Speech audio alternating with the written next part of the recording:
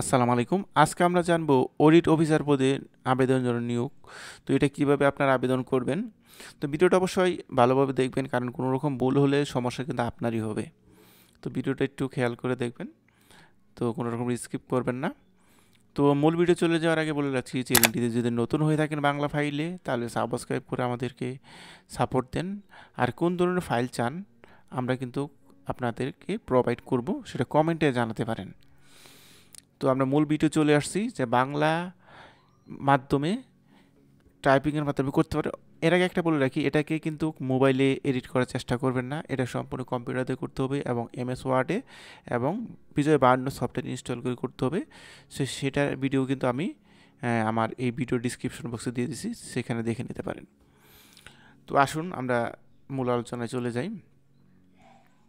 তো এখানে বরাবর আপনি দেখতে পারবেন যে আপনার যে নিয়োগ বিজ্ঞপ্তি বা সার্কুলার যেটা আছে আবেদন করার, তো সেখানে কিন্তু মূল ঠিকানা আপনার দিয়েছে, মূল ঠিকানাটা হুবহু আপনি তুলে দেবেন।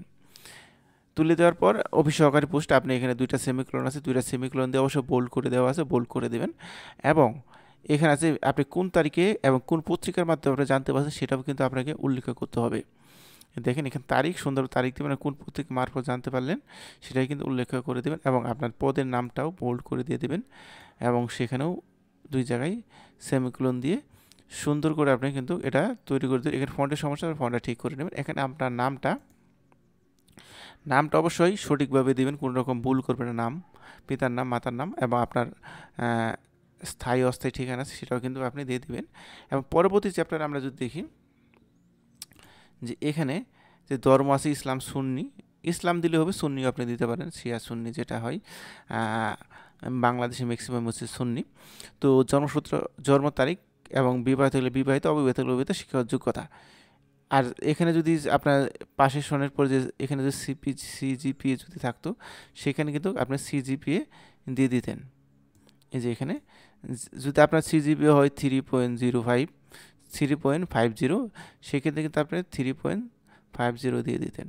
আর বুটের ক্ষেত্রে অবশ্যই খেয়াল রাখবেন, আপনি মাদ্রাসা বুট এখন মাদ্রাসা বুট, কারিগরি হলে কারিগরি, টাকা হলে টাকা, বরিশাল হলে বরিশাল, সিলেট হলে সিলেট, যে বুট আছে সেই বুটটা সুন্দরভাবে উল্লেখ করে দেবেন। আর অভিজ্ঞতা যদি থাকে তাহলে কিন্তু আপনি লিখে দেবেন হ্যাঁ আছে, লিখবেন হ্যাঁ। আর অবশ্যই আপনার অভিজ্ঞতা সনদ লাগবে, সনদটা অবশ্যই আপনি এখানে জমা দিতে হবে সত্যায়িত করে। আর পোস্টাল অর্ডার যদি আপনার, যেখানে চিঠি জমা দেওয়ার জন্য একটা কিন্তু আপনার পোস্টাল অর্ডার নাম্বার আছে, ঠিক আছে, এই নাম্বারটা কিন্তু আপনি এখানে দিতে হবে।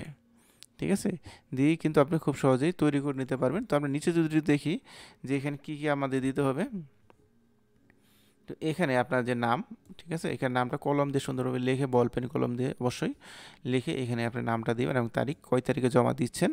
এবং এখানে আমি বলেছিলাম যে অভিজ্ঞতা যদি কোনো পেপারস থাকে, তাহলে কিন্তু অভিজ্ঞতা পেপারস অবশ্যই আপনাকে জমা দিতে হবে ফটোকপি সত্যায়িত করে।